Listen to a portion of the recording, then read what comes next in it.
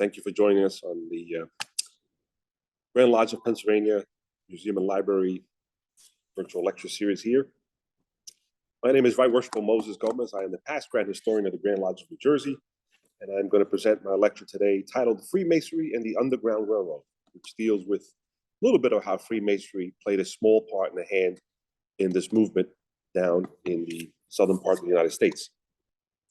The first slide you're going to see here deals with slavery. Now, slavery is something that just didn't occur here in the United States, but it's from ancient times, from biblical times, and it's very old. It's been dealt with many empires and nations around the world during its time.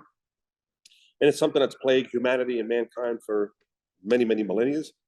And of course, we're still dealing with it on a level today in many countries, with slavery still existing and a big part of the slave or the human trafficking, which we're seeing big today. So again, this is something that has just not affected the United States, but it's affected many nations, many empires around the world.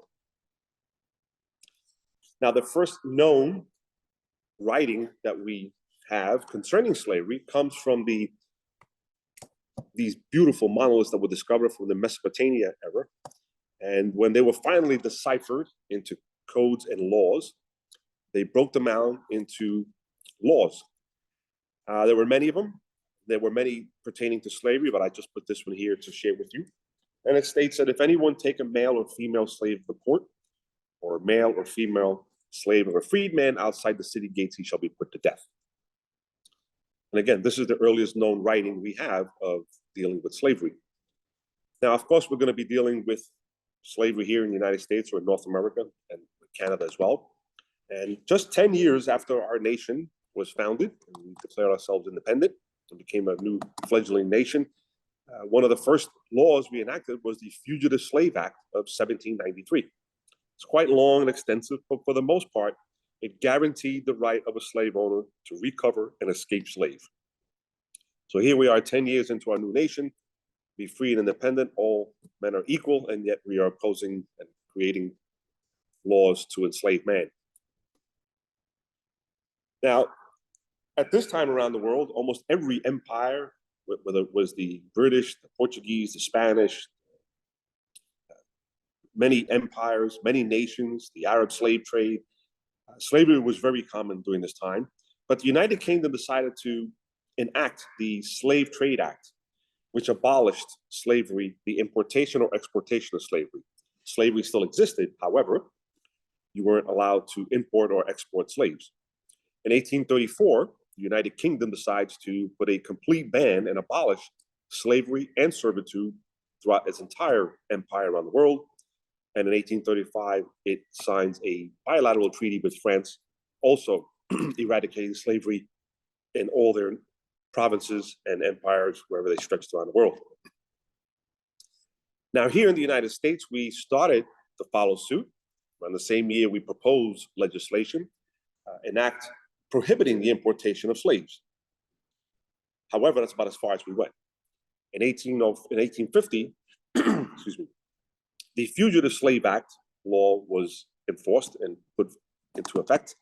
And this was really one of the stringent laws concerning slavery here in the United States. And this required the return of an escaped slave to their owners, regardless what state they lived in. And then in 1857, the Supreme Court heard the case Dred Scott versus Sanford, and they ruled that Black slaves and their descendants can't gain American citizenship, and that slaves aren't even entitled to freedom, even if they've lived in a free state for years. So we've really solidified slavery here in the United States with these laws being passed. Now, the abolitionist movement was created by Quakers in northern New England around the time of the Revolutionary War, and because Quakers' belief in God and the laws of man prohibited them from having slaves or servitude. And of course, this spread out to just not Quakers, and as the country grew and expanded, so did this movement. But that was given the title of the abolitionists, who were anti-slavery and did all they could to enact laws to prevent slavery, to remove it and abolish it. But also, they also aided in that underground movement. Now, one interesting note is that because the United States followed the United Kingdom British Empire with not allowing the importation or exportation of slaves, well, the problem is now how do you continue slaves here in this nation? If you can't import them, then you're going to have to find a way to procure slaves to continue having slaves if you needed them. Now, just imagine going to an auction today and buying a car or a boat or an art painting. That's what they would do. Slave people were put up on pedestals. They were sold on the slave market, and it was very lucrative. If you needed to pay off bills or owe debt, you could sell your slaves. Some of them actually were in the market for selling slaves, which was very lucrative. And if you needed slaves, if the slaves ran off or they died off, you needed to replenish, you can go to these markets and actually buy a slave. Now, the other aspect is that although we were banning the importation or exportation of slaves, you got to keep in mind that they were not slaves when they were caught. These were free people living free in Africa and many parts of the world, and they were taken against their will and sold into slavery. So it wasn't like we were buying a slave, already a slave. These were free people who were brought up through the Middle Passage, down into the Caribbean, then sold on the slave market to North America and Europe. Now, the one aspect that came out of this was called the slave catcher. Now, the slave catcher acted like a bounty hunter would act today. If someone is arrested and he posts a bail or a bond and he skips, the bondsman has the right to hire a bounty hunter to track this individual down and bring him back to the magistrate court. Well, during the slave years, they had bounty hunters or slave catchers who actually went across jurisdictional lines, and they had the authority to locate these slaves. And if found, they brought them back to the courts. The courts would hand them over to the owner, and the owner would pay a fee for having captured that individual slave and brought back to his plantation. Now, what started this whole mess between North and South and free and not free? The Missouri Compromise of 1820 set the standard as we know it today, where anything east of the Mississippi and north of the Ohio River or the Mason-Dixon line, which is the entire southern part of the state of Pennsylvania, was considered the free states. Everything south and west of that was the slave states, with the exception of some territories which weren't part of the United States at this time yet. Now, the interesting note is that if you look at this same breakdown, you might find this as very similar to another Masonic organization called the Scottish Rite. The ancient sept, the Scottish Rite, when it was first created in 1801, had the entire North America, or whatever states were available at that time in 1801. In 1813, several brethren broke away from the North, from the South, and said, we want to start our own jurisdiction. And the Scottish Rite said, okay, we're going to give you that jurisdiction, but you have to follow these parameters. East of the Mississippi, north of the Ohio River, Mason-Dixon line is yours. The rest of the country falls under our jurisdiction. Not that that had anything to do with slavery, but it's pretty coincidental that 7 years later, the United States decided to put forth this Missouri Compromise based on the same territorial breakdowns as the Scottish Rite did in 1813. Now, in 1841, an interesting incident happened. A Portuguese ship leaving from the west coast of Africa with a shipload of people who were taken against their will came across the Middle Passage into Havana, Cuba, and there they were sold on the market to a Spanish frigate, and they were going to make their way up the northeast coast when they were intercepted off the coast of Montauk, Long Island. When the crew got on board, they realized that the Africans had freed themselves and they have killed everybody except a handful of individuals, hoping they would bring them back to their homeland. Well, they were all arrested, and this became a huge legal battle because every faction wanted a piece of the pie. The abolitionists wanted them to be free. The Portuguese said, well, we did hand them off to the Spanish, but we didn't get paid yet, so technically that's ours. The Spanish, having a 1795 treaty with the United States, demanded that any seagoing vessel was captured, their contents and property will be returned back to the proprietor. Well, they laid claim, and of course the owners of the ship said, well, wait a minute, we haven't gotten paid for anything, so we have a stake in this as well. Well, it finally made its way up to the Supreme Court, and there John Quincy Adams, our 6th president, son of our founding father, John Adams, decides he's going to argue the case on behalf of the Africans, or the Amistad Africans. And there he puts on a tremendous case for them. And the Supreme Court rules in their favor, a unanimous vote with one abstention, saying that these are indeed free individuals and they have the right to do everything possible to maintain their freedom, even if it means killing their captors. And this was a big, big push for the abolitionist movement, because of course, that's what the abolitionists wanted. They wanted for the first time to be heard by the highest court of the land, saying that people of color do have rights and they are born free rights and have those rights and have the right to fight for those rights to maintain them. So this was a big win for the abolitionist movement. Now, the next step was trying to get rid of the 13th Amendment, which was trying to get rid of slavery by enacting the 13th Amendment. Now, there had been many ruling parties at the time, but the strongest party in the United States at the time was the Democratic Party. And prior to contrary belief now, the Democratic Party was 100% in favor of slavery. They wanted slavery, they wanted servitude, and they controlled an enormous majority of the House, the presidency, and sometimes the courts. Many of the smaller parties kept bickering and fighting against each other. They decided to come together, and many were actually led by Freemasons. They decided to come together and form one party and put all their power and efforts behind this one party, which turned out to be the Republican Party. The Republican Party was created for the sole purpose of eradicating slavery once and for all. Now they needed to find someone of a stature that would lead them in that platform, and that was Abraham Lincoln, a great legislator, a great lawyer, a great speaker, great orator, and a very tall man. They chose him to be their leader. Of course, he gets elected, but the South knows what's coming next.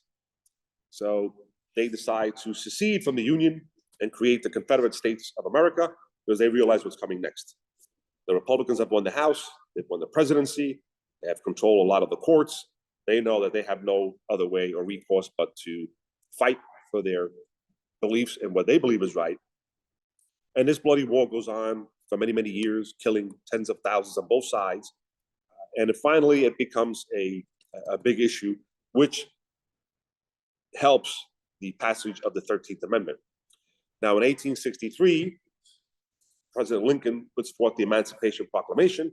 This further infuriates the Southerners and further angers this war.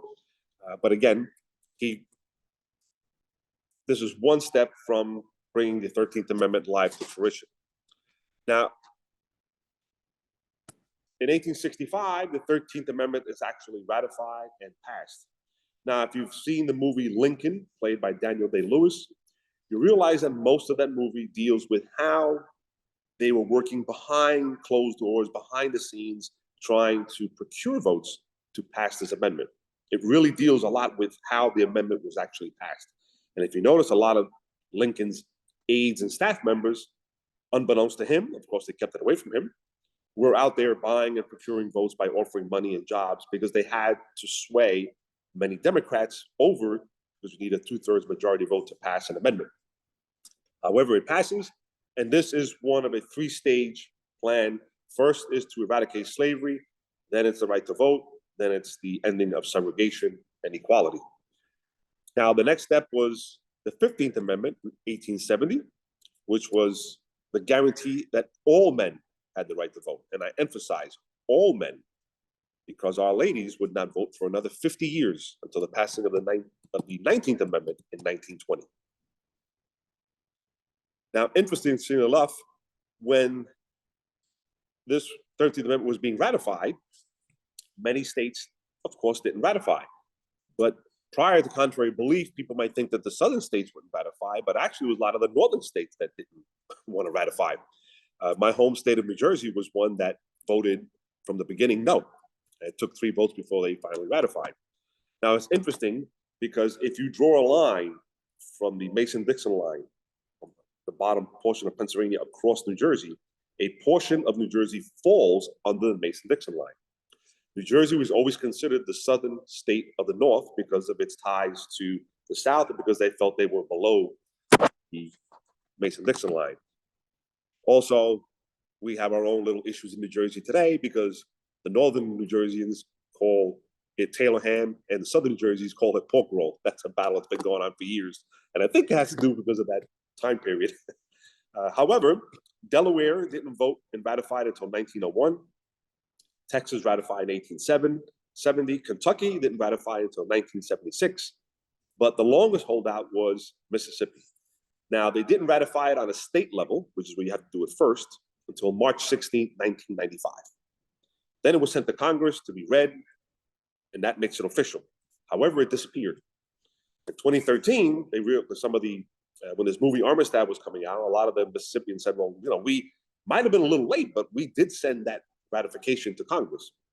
It was located and it was finally read in Congress, making it official that Mississippi voted to end slavery on February 13, 2013.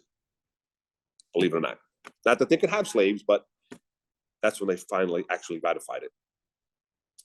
And the final leg of the piece of the puzzle is the signing of the Civil Rights Act and the Voting Rights Act of 1964 and 65 by Lyndon Baines Johnson, who was an entered apprentice Mason. So by all accounts, he was a brother Mason. He did not continue because of his journey into politics. And you can see there, Dr. Martin Luther King behind him signing that. And this ended segregation, ended the Jim Crow laws down in the South. It finally leveled the playing field, not just for an individual riding on the bus or taking a swim in a swimming pool or using the same restroom, but it also equalized the voting premises. And people say, well, they had the right to vote, but the problem was that voting was very restrictive down south. And imagine you coming into the clerk's office and you're filling out the petition to register the vote, and then you have to submit it. Sometimes the individual will sit there and ask you or say, well, can you name every state judge in that state? Or how many you had? You might get the number right. And then he would say, well, can you name each and every one of them? And sometimes they'd even go, can you do enough but an order? Well, that meant you couldn't do it. Most couldn't do it. And then you were rejected. So these are ways that the Jim Crow law and segregation ruled in the South. And by signing this federal act, it now was under federal law. Local, state, and federal had all to be the same, and no state could do something different. They all had to be allowed to vote. And this was a big step for us there. Now, what is the Underground Railroad? Well, it is not a train that takes you from the Deep South to Newark, New Jersey, and you're free. It is a allegory. It's just a modem method that the conductors of those working to free slaves in the South would migrate north into the free states or into Canada. These were just off the beaten path roads, usually traveled at night, in the dark, in the rain, in the cold, in the heat, in the snow. Couldn't light a fire at night because you'd be seen. So these are very treacherous, arduous trekking that these individuals had to make. And if you think you're just looking at the map here, coming from deep in Baton Rouge or Mississippi or Alabama, trying to make it up to Philadelphia, New York, Rochester, or into Canada, you're talking thousands of miles trekking. Again, these were the major routes that they took. One was would cross at the Ohio River, and the other one actually came up through the Northeast, through New Jersey, because New Jersey had proximity to Philadelphia, New York, Boston, and then on its way up. So New Jersey did play a pivotal role in this movement. However, you do see some arrows that go down through Texas and down to Florida. Well, the reason for that is because most of the nations or countries in Central, South America, and the Caribbean had freed themselves from monarchical or imperial rule from Europe, but they took their revolutions a step further. They had a revolution to free themselves and become free and independent people, but they also eradicated slavery. Now, Moises Gomez from Haiti was the first individual who led the first slave revolt ever in the world, in the province of Haiti, which was under French control. And again, most of these individuals in the rest of the Caribbean, South America, and Central America, including Mexico, did as well, and welcomed all peoples, regardless of who you were, down into your country because they were free. And these are great names like Benito Juarez, Simon Bolivar, Saint Louverture, Jose Marti. So there are many individuals in these countries who liberated themselves from oppressors, but also ending slavery. Now we're going to start getting into the Masonic end. And I always mention a little bit about Prince Hall because I consider him to be really the father of the civil rights movement. He was doing what many of our leaders did in the 40s, 50s, 60s. He was doing it back in the 1700s. You know, he tried to gain England's enslaved and free blacks a place in Freemasonry. He used education. He realized that when he joined the Revolutionary War, he realized that Masons got things accomplished even if they were on opposing sides. And he realized that was a very powerful tool. So he became a Freemason through an Irish regimental lodge. And he realized that we can use Masonry to help bolster his people, end segregation, end slavery, end oppression, have equality for everybody, whether it be in work or in education. But he used the fraternity and the brethren and the lodge to emphasize that. And that was something that he really spoke about and wanted to use Masonry for that purpose, to help bring prosperity to his people, which in many terms and places actually did occur. And the first stop was with these two gentlemen, Richard Allen on the bottom and Absalom Jones on top. They were Methodist preachers here in Philadelphia, but they were not allowed to preach to a white congregation. And they were also friends of Prince Hall, and they wanted to become Prince Hall Masons. But of course, we don't have no Amtrak or Acela trains today. So these gentlemen had to take a horse and wagon from Philadelphia to Boston. So being that Prince Hall was a legitimate Freemason, he now had a warrant from the Grand Lodge of England. He was a provincial Grand Master, granting him the authority to create lodges. So he gives these two gentlemen, the two brethren here, the first warrant ever out of the first Africanus 459 lodge that was founded in Boston. It comes here to Philadelphia first, and it lands at not this church, but in this particular spot. This is the third church built right here in downtown Philadelphia. And this is called the Mother Bethel African Methodist Episcopal Church. And this was very special because this is where the first Free African Society was founded. This is where the first Prince Hall Lodge was founded outside of the one in Boston. And interestingly enough, this parcel of land is the oldest parcel of land owned by a Black organization in the United States. And it's over 230 years old that it's been in their keep. This is the third church, and Richard Allen is buried in the basement of this church. And if you notice, the stained glass window was paid by the Masons, and it's facing east, and it depicts many Masonic symbols because these brethren decided to do something that is rarely ever heard or seen in Masonry. Masonry and religion don't always commix. If you're a Catholic like me, you're not supposed to be a Mason. If you're the Muslim faith, you're not supposed to be a Mason. And religion is always frowned upon Masonry. But these individuals took this A.M.E. church, and most, if not all, of their elders were Masons. And wherever this church went, as the nation grew and expanded, so did Masonry. Wherever Prince Hall Masonry went, so did the A.M.E. church. They were completely intertwined. And just to give you a quick story, when this church was migrating with Most Worshipful Springer from Pittsburgh to Illinois, there he decides to go down to New Orleans. And in New Orleans, he sets up a A.M.E. church, the first one there in New Orleans, because he is the bishop.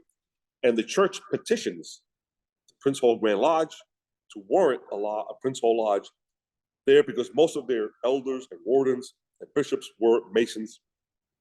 So these brethren and this church petitions and creates Richmond Lodge number 5, which is still active today as well.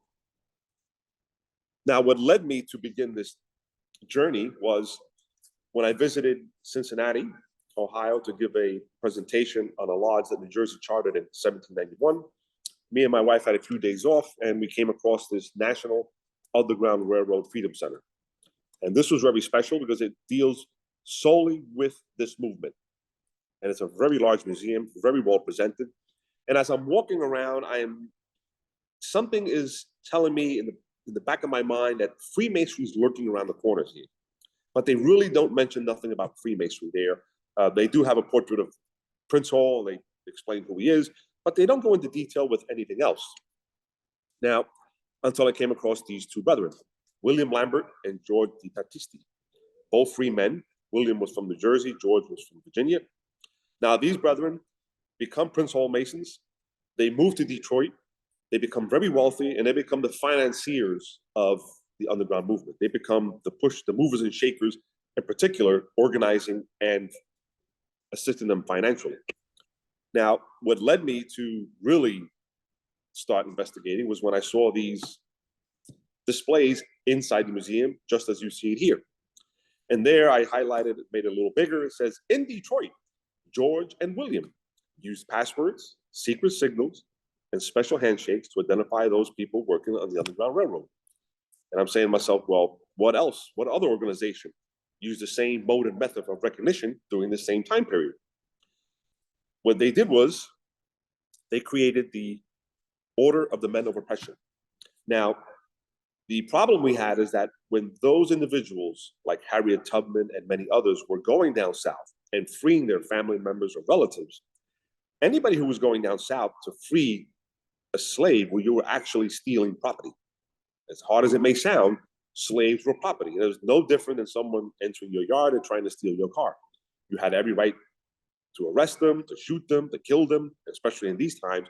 Many of these individuals working in the underground movement were being killed or arrested or hurt because you were trespassing on private property, trying to steal that individual. So they created this order based on the principles of Freemasonry. They set up in a lodge, they had officers, you had a candidate to conduct you, you had degrees, you had grips, rights, solemnities. They set it up just as a lodge. They said, you know what, why reinvent the wheel? We're just gonna do things a little differently. But for the most part, we're going to keep it as is. Now, the interesting part was that they actually used the implements of slavery as Masons use the implements of a stonemason. You know, we have the square, the level, the plumb, the trowel, the setting maul.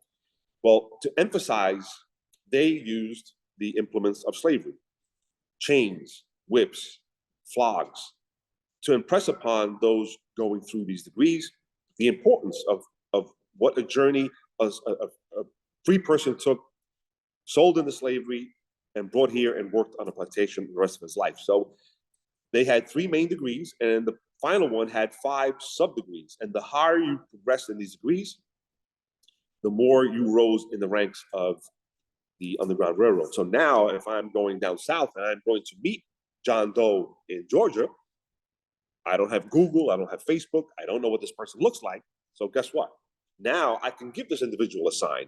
If he doesn't respond back in kind, I know he's not a friend, and I can just walk away without divulging who I am. This was a way of protecting those working in the underground movement. And this was done and found because the children of William Lambert forced his father in the late 1800s to publish his accounts.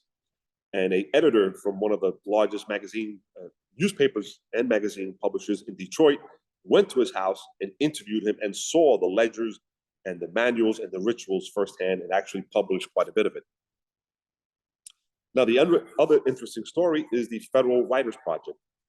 This was enacted by Franklin Delano Roosevelt, another brother Mason. He wanted the nation to capture narratives live from the person's own mouth. He wanted it from their own stories. Didn't want to hear it from a son or a grandson. And these individuals would travel around the United States asking those, what did you encounter if you served in the First World War?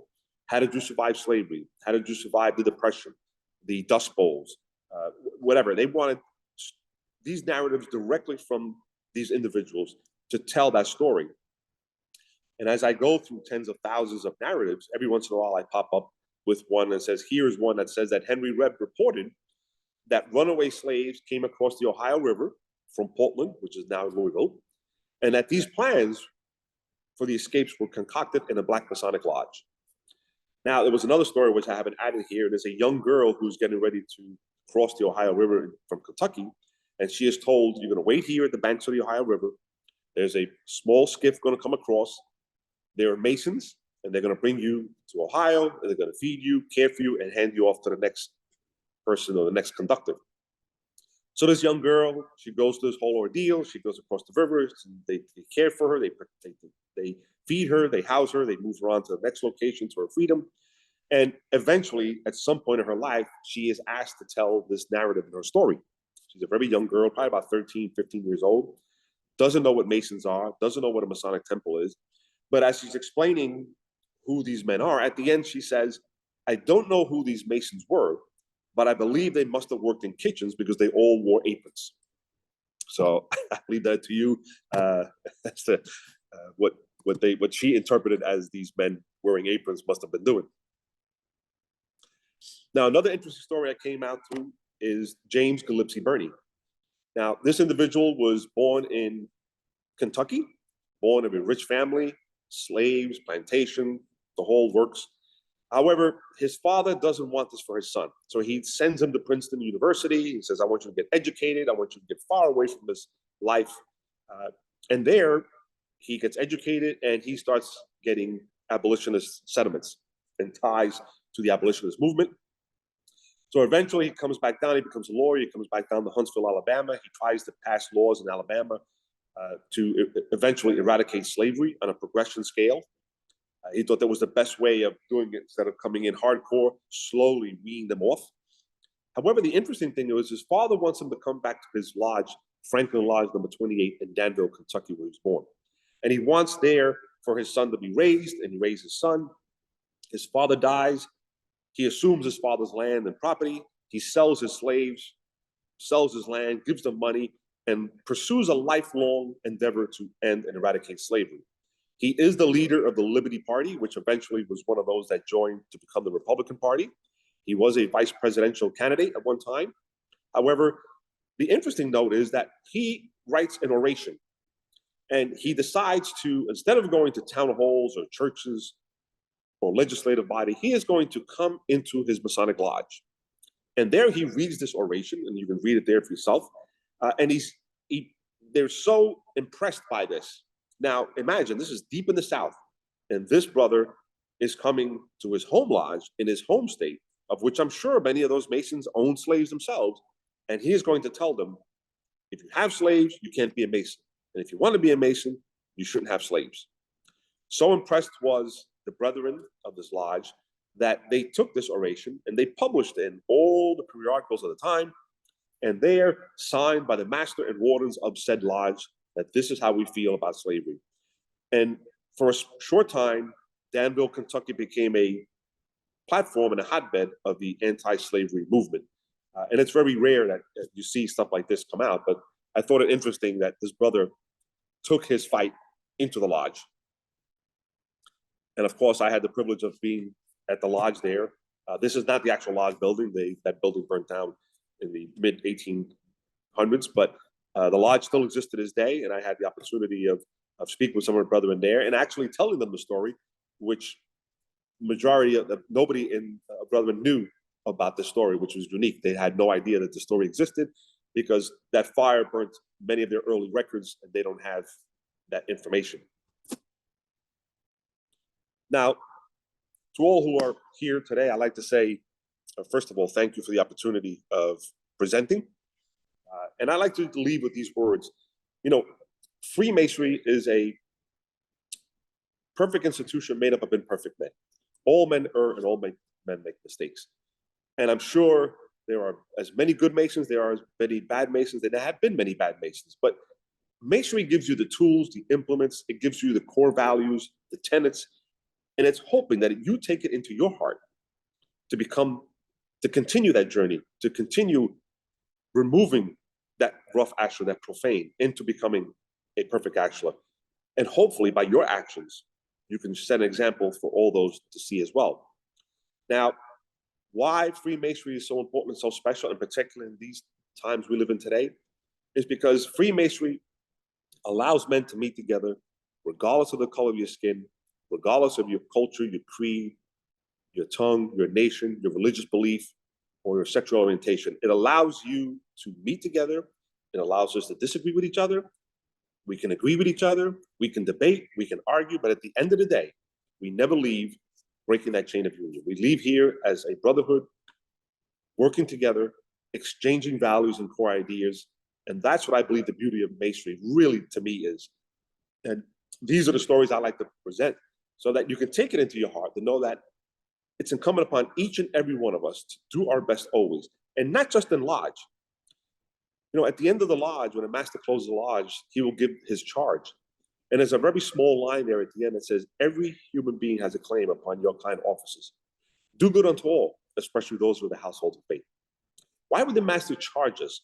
If this is our secret organization, if this is our little thing, why do we care about the world? Because I believe Masonry was a platform to bring equality, to bring justice, toleration, and diversification throughout the world. And I believe we can use this platform. And what he's saying is, don't leave the goodness that happens here. Take it into the world when you leave. Don't leave it locked up in here. Take it to the world and show the world that men can come together in the bonds of fellowship without butchering one another. And hopefully these are the stories that I want you to take with you, and I hope you take this here with you. And with that, I will say, may God bless all of you. May God bless the United States of America. May God bless all our veterans, all our first responders, and healthcare workers.